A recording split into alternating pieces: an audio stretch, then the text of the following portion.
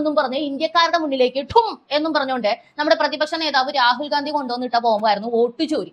അതിന്റെ ആദ്യത്തെ പത്രസമ്മേളനം വളരെ ഗ്രാൻഡ് ആയിട്ട് ഇതെന്തോ വലിയൊരു സംഗതിയാണ് എന്ന് ജനങ്ങൾക്കൊക്കെ തോന്നിപ്പിക്കുന്ന രീതിയിൽ വലുതായിട്ട് പഠിച്ച് പ്രിപ്പയർ ആയി അതിന്റെ ഈ സ്ലൈഡൊക്കെ കാണിച്ച് രാഹുൽ ഗാന്ധി ഇങ്ങനെ അവതരിപ്പിച്ചപ്പോ മൊത്തം കോൺഗ്രസ്സുകാർ കൈയടിച്ചു. പിന്നെ കാര്യം അറിയാത്ത കുറെ ആൾക്കാർ സ്ലൈഡ് ഷോ ഒക്കെ 2025 കണ്ട് കൈയടിക്കുന്നത് കണ്ട് സത്യം പറഞ്ഞാൽ ഞാനടക്കം ഉള്ളവരെ അത്ഭുതപ്പെട്ടു പോയി എന്നുള്ളതാണ് സത്യം. കാരണം അതൊക്കെ നമ്മൾ ഏത് കാലത്ത് പഠിച്ചു വിട്ടത് അതാണ് ഇപ്പോൾ അദ്ദേഹം പൊക്കിക്കൊണ്ട് വന്നിരിക്കുന്നത്. കാര്യം എന്തോട്ടെ, ആ കൊണ്ടുവന്ന കാര്യങ്ങളിൽ ഒന്നും തന്നെ കഴമ്പില്ല എന്നുള്ളത് അദ്ദേഹം വോട്ടർ ID ഫോട്ടോയും അഡ്രസ്സും ഒക്കെ വെച്ച് ഇങ്ങനെ പബ്ലിക്കലി പ്രദർശിപ്പിച്ച ആളുകൾ തന്നെ നേരിട്ട് വന്ന് റിയാക്ട് ചെയ്ത് അതങ്ങ് ചീറ്റിപ്പോയതാണ്. അപ്പൊ ഇതിന്റെ രണ്ടാമത്തെ പാർട്ട് എന്ന രീതിയിൽ ഒരു കുഞ്ഞു ബോംബ്, ഹൈഡ്രജൻ ബോംബ് ഇതല്ല കേട്ടോ, ഹൈഡ്രജൻ ബോംബ് ഇനി വരൂത്രേ, അതെന്താണെന്ന് നമുക്ക് കണ്ടറിയും. ഇതൊരു കുഞ്ഞു ബോംബ് എന്ന് പറഞ്ഞിട്ട് ഇന്നലെ അതിന്റെ ഒരെണ്ണം പൊട്ടിച്ചിരിക്കുകയാണ്. അപ്പൊ അത് പൊട്ടിയ പാടെ തന്നെ ചീറ്റി തെറിച്ച ആ ഒരു സംഗതിയാണ് എനിക്ക് നിങ്ങളോട് പറയാനുള്ളത്. അപ്പൊ നമുക്ക് വോട്ട് ചോരിയുടെ ചീറ്റിപ്പോയ കാര്യങ്ങളുടെ വസ്തുത പരിശോധിക്കാം.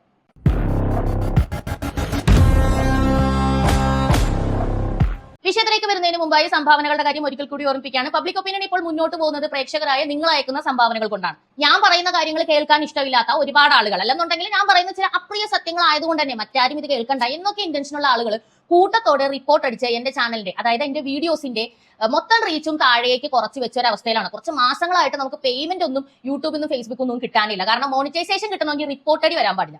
നല്ല രീതിയിൽ പൈസ കൊടുത്ത് തന്നെ എനിക്കെതിരെ റിപ്പോർട്ട് അടിക്കുന്നുണ്ടെന്നുള്ള കാര്യം വരെ ഞാൻ അറിഞ്ഞു. അപ്പൊ ആ രീതിയിൽ നമ്മളിത് നിർത്തിപ്പോണം എന്നൊരു സിറ്റുവേഷൻ വന്നപ്പോഴാണ് പ്രേക്ഷകരോട് ഞാൻ സാമ്പത്തികമായിട്ടുള്ള പിന്തുണ അഭ്യർത്ഥിച്ചത്. നല്ല രീതിയിൽ തന്നെ നിങ്ങൾ എന്നെ പിന്തുണയ്ക്കുന്നുണ്ട്. കുറച്ച് കാലം കൂടി, അതായത് ഒരു 2-3 മാസങ്ങൾക്കുള്ളിൽ നമ്മുടെ മോണിറ്റൈസേഷൻ ഇഷ്യൂ നമ്മൾ സോർട്ട് ചെയ്യുന്നതാണ്. നമ്മൾ ഓൾറെഡി അതിനൊരാളെ ഏൽപ്പിച്ചിട്ടുണ്ട്. അപ്പൊ അതൊന്ന് ശരിയായി വരുന്നത് വരെ ഈ കാര്യം തുടർന്നുകൊണ്ട് പോകാനായിട്ട് നിങ്ങളുടെ വലിയൊരു സപ്പോർട്ട് എനിക്ക് ആവശ്യമുണ്ട്. കാരണം നമ്മൾ അഡ്രസ് ചെയ്യേണ്ട ഒന്നിലധികം വിഷയങ്ങൾ ഇന്നിപ്പോൾ നമ്മുടെ നാട്ടിലുണ്ട്. തീർച്ചയായും ജനങ്ങൾ ഇതെല്ലാം അറിയേണ്ടത് വളരെ അത്യാവശ്യമാണ്. അപ്പൊ നമുക്ക് ചീറ്റിപ്പോയ വോട്ട് ചോരിയെ പറ്റി സംസാരിക്കാം. കഴിഞ്ഞ ദിവസം ഇതുപോലെ തന്നെ വന്നു നിന്നുകൊണ്ട് രാഹുൽ ഗാന്ധി അന്നത്തെ തുടർച്ച എന്ന രീതിയിൽ പ്രസംഗിച്ച ഒരു സംഗതിയാണ് 2023 നിയമസഭാ ഇലക്ഷനിൽ കർണാടകയിൽ ഉണ്ടായ ഒരു സംഭവം. അന്നും രാഹുൽ ഗാന്ധി കർണാടകയിലെ സംഭവം വെച്ചിട്ടായിരുന്നു വിലയിരുത്തിയത്. അതിന്റെ പ്രത്യാഘാതങ്ങൾ എന്തൊക്കെയാണ് ഉണ്ടായത്? കർണാടകയിൽ നമുക്കറിയാം നിയമസഭയിൽ ഭരിക്കുന്നത് ആരാണ്? കോൺഗ്രസ് തന്നെയാണ് അവിടെ നിയമസഭയിൽ ഇരിക്കുന്നത്. അതായത് സ്റ്റേറ്റ് ഗവൺമെന്റ് ഭരിക്കുന്നത് കോൺഗ്രസ് സർക്കാരാണ്. എന്നിട്ട് ഈ സംഭവം അവിടെ ചർച്ചയായതോടുകൂടി അവിടുത്തെ ഒരു കോൺഗ്രസ് മന്ത്രി വരെ രാജിവെച്ച് ഒഴിയേണ്ടി വന്നു. കാരണം ഈ വോട്ടർ പട്ടികയിൽ ഉണ്ടാക്കുന്ന പിഴവുകൾ എന്നൊക്കെ പറയുന്നത് ഇന്ത്യ ഉണ്ടായ കാലം മുതൽ, അല്ലെങ്കിൽ വോട്ടർ ID ക്രിയേറ്റ് ചെയ്ത് വരുന്ന കാലം മുതൽ ഉള്ളതാണ്.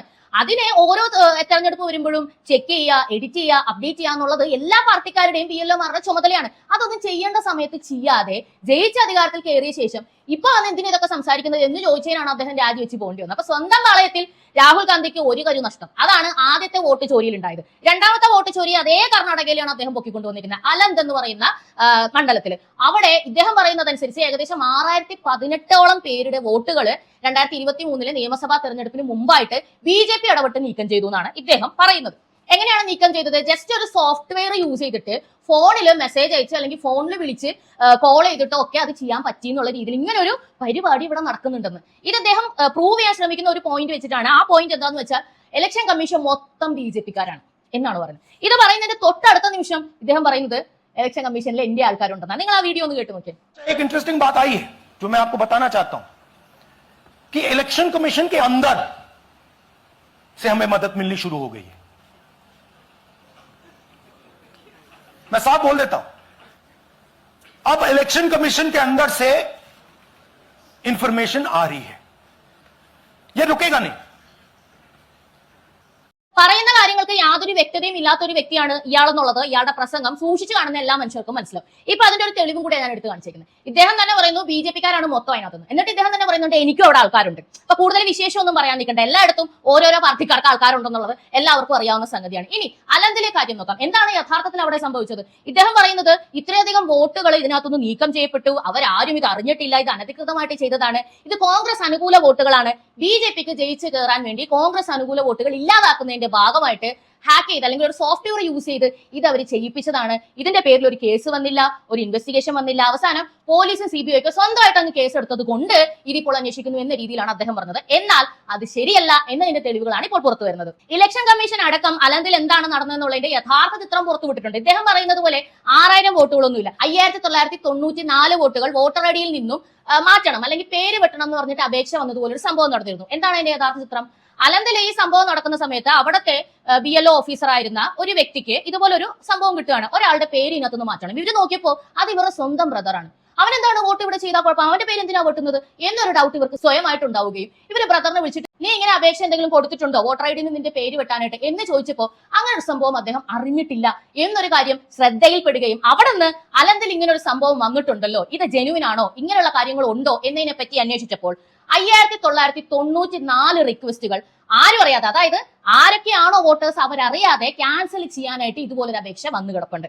അപ്പൊ അത് എററാണോ അല്ലെന്നുണ്ടെങ്കിൽ വേറെ ആരെങ്കിലും ഹാക്ക് ചെയ്ത് ചെയ്തതാണോ എന്നതിനൊക്കെ ഇൻവെസ്റ്റിഗേഷൻ ആ ടൈമിൽ തുടങ്ങിയതാണ്. അന്ന് തന്നെ FIR ഇടുകയും അന്ന് തന്നെ അന്വേഷണം നടത്തുകയും എലിജിബിൾ ആയിട്ടുള്ള, അതായത് സ്ഥലം മാറി പോയിട്ടുള്ള ആളുകളുടെ പേര് വെട്ടാനായിട്ടുള്ള അപേക്ഷ ജെനുവിൻ ആയിട്ടുള്ളതുണ്ടായിരുന്നു. അത് വെറും 24 എണ്ണം മാത്രമായിരുന്നു. അത് മാത്രം ചെയ്തു കൊടുത്തിട്ട് 5994 എണ്ണം ഇതുപോലെ ഫേക്ക് ആയിട്ട് വന്നതാണ് എന്ന് പറഞ്ഞുകൊണ്ട് അതിന്റെ പേരിൽ അപ്പൊ തന്നെ അന്വേഷണം നടത്തുകയും ചെയ്തു.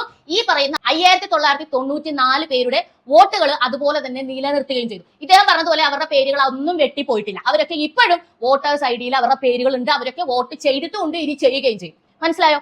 ഇവിടെ അദ്ദേഹം പറഞ്ഞിരിക്കുന്ന ഒരു സംഗതി BJP ആണ് ഹാക്ക് ചെയ്തതെന്ന്. അലന്ത് മണ്ഡലത്തിൽ ആരാണ് ജയിച്ചതെന്നുള്ളത് നിങ്ങൾ നോക്കിക്കേ. അവിടെ ജയിച്ചത് കോൺഗ്രസിന്റെ BR പാട്ടീൽ എന്ന് പറയുന്ന സ്ഥാനാർത്ഥിയാണ്. കോൺഗ്രസ് ആണ് ജയിച്ചു കയറിയത്. എന്നാൽ അത് കോൺഗ്രസിന്റെ മണ്ഡലമാണോ? അല്ല, അവിടെ BJP ആണ് നേരത്തെ MLA ഉണ്ടായിരുന്നത്. BJP MLA ഉണ്ടായിരുന്ന സ്ഥലത്ത് BJP-നെ തോൽപ്പിച്ച് ഇവര് ജയിച്ചു കയറുമ്പോ BJP ഇവർക്ക് അനുകൂലമായിട്ട് ഇങ്ങനെ ഒരു കളി കളിച്ചു എന്ന് പറഞ്ഞാൽ ഇത് വിശ്വസിക്കാൻ നമ്മളൊക്കെ എന്താ ചെവിയിൽ പൂവും വെച്ചുകൊണ്ടാണോ ഇരിക്കുന്നത്? നിങ്ങളൊന്ന് ആലോചിച്ച് നോക്കിയിട്ട് എന്ത് മണ്ടത്തരമൊക്കെ പറയുന്നത്. അങ്ങനെ അവര് തിരിമറി നടത്തിയിട്ടുണ്ടെങ്കിൽ അവിടെ BJP അല്ലേ ജയിക്കേണ്ടത്? കോൺഗ്രസിന്റെ ആൾ എങ്ങനെയാ ജയിക്കുന്നത്? അങ്ങനെ ജയിച്ചിട്ടുണ്ടെങ്കിൽ BJP-യുടെ ഒരു സീറ്റ് കോൺഗ്രസിന് പോയിട്ടുണ്ടെങ്കിൽ തിരുമറി നടത്തിയത് കോൺഗ്രസ് ആയിരിക്കണം. അങ്ങനെയല്ലേ നമുക്ക് ചിന്തിക്കാൻ പറ്റൂ. ഇങ്ങനെ ഒരു സംഭവമേ അവിടെ നടന്നിട്ടില്ല. അപ്പൊ പാതി മാത്രം വെന്തിട്ടുള്ള ഒരു ദോഷം കൊണ്ടാണ് സത്യം പറഞ്ഞാൽ ഈ പ്രതിപക്ഷ നേതാവ് എന്ന് പറയുന്ന വ്യക്തി നിങ്ങളുടെ മുന്നിൽ വന്ന് നിൽക്കുന്നത്. ഇദ്ദേഹത്തിന്റെ യഥാർത്ഥ ഉദ്ദേശത്തെ പറ്റി ഒരാൾ ചോദ്യം ചോദിക്കുമ്പോൾ അവിടെ പറയുന്നുണ്ട്. അത് നിങ്ങൾ കേട്ടു നോക്കിയേ. आपने कहा सर कि आपके पास पुख्ता सबूत है, ब्लैक एंड व्हाइट सबूत है, तो क्या अगर ECI अभी जवाब नहीं देती है तो कोर्ट का रुख करेंगे, ये ऑप्शन है आपके पास, जाएंगे? देखिए, मैंने कहा कि मेरा काम as opposition leader normal situation में मेरा काम ऑपोजिशन का रोल है, सरकार पे प्रेशर डालने का रोल है। मेरा काम हिंदुस्तान के लोकतंत्र को बचाने का नहीं है। കണ്ടോ, എന്തുകൊണ്ടാണ് ഈ ആരോപണങ്ങളൊക്കെ ചുമ്മാതെ വന്ന് ഇങ്ങനെ പറയുന്നത്? എന്തുകൊണ്ടാണ് കോടതിയിൽ പോകാത്തത്? എന്തുകൊണ്ടാണ് ഇലക്ഷൻ കമ്മീഷന് മുന്നിൽ നിങ്ങൾ ഒരു പരാതി കൊടുക്കാത്തത്? നിങ്ങൾ സ്ഥാനാർത്ഥിയായിരുന്നല്ലോ, നിങ്ങൾക്ക് കൊടുക്കാം. സ്ഥാനാർത്ഥികൾക്ക് മാത്രമേ പരാതി കൊടുക്കാൻ പറ്റുള്ളൂ, സത്യവാങ്മൂലം ഒപ്പിട്ട് കൊടുക്കുകയും വേണം. എന്താ ചെയ്യാത്തതെന്ന് ചോദിച്ചപ്പോൾ മറുപടി പറയുന്നത് കേട്ടോ, എന്റെ ഉത്തരവാദിത്തം പ്രതിപക്ഷ നേതാവ് എന്ന നിലയിൽ സെൻട്രൽ ഗവൺമെന്റിനെ പ്രഷറൈസ് ചെയ്യുക, അതും നോർമൽ സിറ്റുവേഷനിൽ സെൻട്രൽ ഗവൺമെന്റിനെ ഇങ്ങനെ പ്രഷറൈസ് ചെയ്തുകൊണ്ടിരിക്കുക. എന്താ അതിന്റെ അർത്ഥം? മര്യാദയ്ക്ക് കാര്യങ്ങൾ നോക്കി വികസന പ്രവർത്തനങ്ങൾ നോക്കി മുന്നോട്ട് പോകുന്ന കേന്ദ്ര ഗവൺമെന്റിനെ അല്ലെങ്കിൽ ഒരു ഗവൺമെന്റിനെ ചുമ്മാതെ പ്രഷറൈസ് ചെയ്യാൻ വേണ്ടിയിട്ടാണ് ഇവിടെ പ്രതിപക്ഷ നേതാവിനെ വെച്ചിരിക്കുന്നത്. അതിനാണോ പ്രതിപക്ഷം? ജനങ്ങൾക്ക് എതിരായി വരുന്ന കാര്യങ്ങൾക്ക് വേണ്ടി ശക്തമായി സംസാരിക്കാനാണ് പ്രതിപക്ഷം, അല്ലാതെ പ്രഷറൈസ് ചെയ്യാനാണോ? സ്വന്തം സീറ്റിന്റെ ഉദ്ദേശം പോലും മനസ്സിലാകാത്ത ഇയാളെ ഇനി പ്രധാനമന്ത്രിയാക്കിയിട്ട് വേണം. ഒന്ന് ആലോചിച്ച് നോക്കിയേ.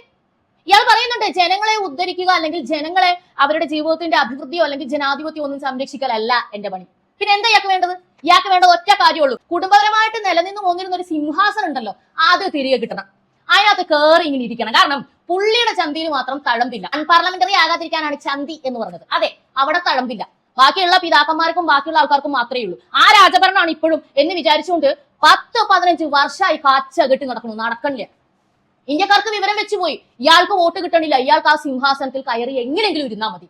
നേപ്പാളിൽ ഉണ്ടാക്കിയിട്ടതുപോലെ, ബംഗ്ലാദേശിൽ ഉണ്ടാക്കിയിട്ടതുപോലെ, അഫ്ഗാനിസ്ഥാനിൽ ഉണ്ടാക്കിയിട്ടതുപോലെ ഒക്കെ വലിയ രീതിയിലുള്ള കലാപങ്ങൾ ഇവിടുത്തെ ആളുകളെ തൂണ്ടിവിട്ടുകൊണ്ട് എങ്ങനെ ഇതുപോലെ പ്രസംഗിച്ചുകൊണ്ട് ഇതുപോലുള്ള പൊട്ടത്തരങ്ങൾ ലൈവായിട്ട് ന്യൂസ് ചാനലുകാരോട് പറഞ്ഞിങ്ങനെ കാണിച്ചുകൊണ്ട് എന്തൊക്കെയോ വലിയ സംഭവം ചെയ്യാൻ പോവാണ്, മോദി ജനങ്ങൾക്കെതിരാണ് എന്നൊക്കെ വരുത്തി തീർത്തുകൊണ്ട് ഇവിടെ ഒരു കലാപം ഉണ്ടാക്കുക. അങ്ങനെ കലാപം ഉണ്ടാക്കി ഈ ഗവൺമെന്റിനെ മറിച്ചിട്ട് ഇയാൾക്ക് കയറി. വേറെ രീതി നടക്കില്ല എന്ന് ഞങ്ങൾക്കറിയാം.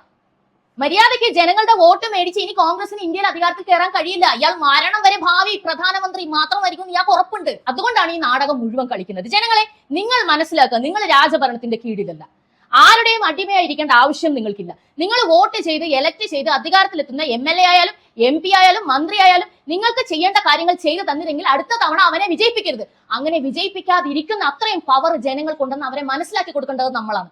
നമുക്ക് നല്ലത് ചെയ്യുന്ന ആളുകളെ മാത്രമേ നമ്മൾ വിജയിപ്പിക്കൂ എന്നത് മനസ്സിലാക്കി കൊടുക്കണം. ഇത്രയും നാളും ഇവിടുത്തെ കോൺഗ്രസിന് അത് മനസ്സിലായിരുന്നോ?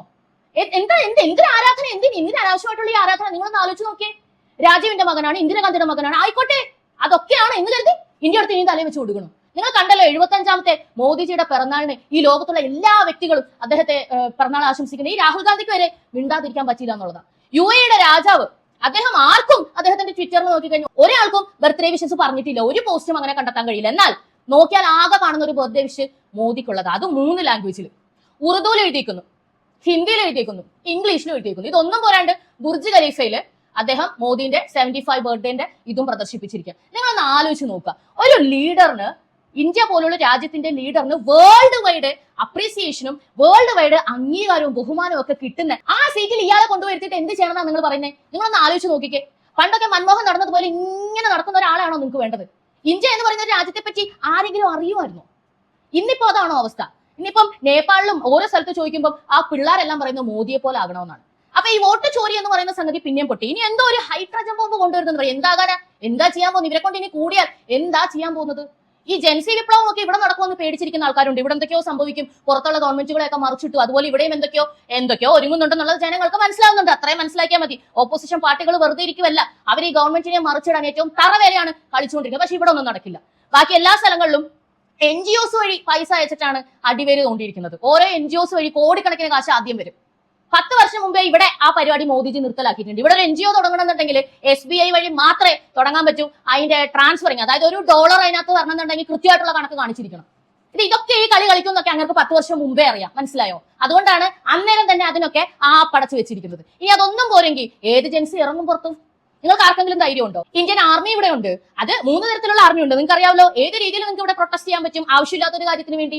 ഇതൊന്നും പറയുന്നുണ്ടെങ്കിൽ RSS എന്ന് പറഞ്ഞിട്ട് വലിയൊരു സംഘടന ഇവിടെയുണ്ട്. ഇന്ത്യയുടെ ഏറ്റവും വലിയ ധൈര്യം അത് തന്നെയാണ്. അനാവശ്യമായിട്ടുള്ള യാതൊരു മറിച്ചിടലും യാതൊരു കുഴപ്പിക്കലുകളെയും ഇവിടെ നടക്കില്ല. സോറസങ്ങളുടെ കയ്യിൽ നിന്ന് പൈസ വാങ്ങിച്ച് ആണ് ഈ കാര്യങ്ങളൊക്കെ കാണിക്കുന്നത് എന്നുള്ളത് കൃത്യമായിട്ട് വാർത്ത കണ്ടുകൊണ്ടിരിക്കുന്ന എല്ലാ വ്യക്തികൾക്കും മനസ്സിലാക്കാവുന്ന സംഗതിയാണ്. ഇന്ത്യയിലുള്ള ആളുകൾ ആരും ഭയക്കണ്ട എന്നാണ് പറയുന്നത്. ഒരു പഹൽഗാം അറ്റാക്ക് ഇവിടെ ഉണ്ടായിട്ടുണ്ടെങ്കിൽ ഓപ്പറേഷൻ സിന്ദൂറും ഓപ്പറേഷൻ സൂര്യയും അങ്ങനെ എല്ലാം ചേർത്ത് 10 ഇരട്ടി തിരിച്ചു കൊടുത്തിട്ടുണ്ട്. ഇനി 100 ഇരട്ടി കൊടുക്കാനും ഒരു മടിയില്ല. അപ്പൊ പേടിക്കേണ്ട, സുരക്ഷിത കരങ്ങളിൽ ഇന്ത്യ മുന്നോട്ട്. തുടർന്ന് കാണുക പബ്ലിക് ഒപ്പീനിയൻ.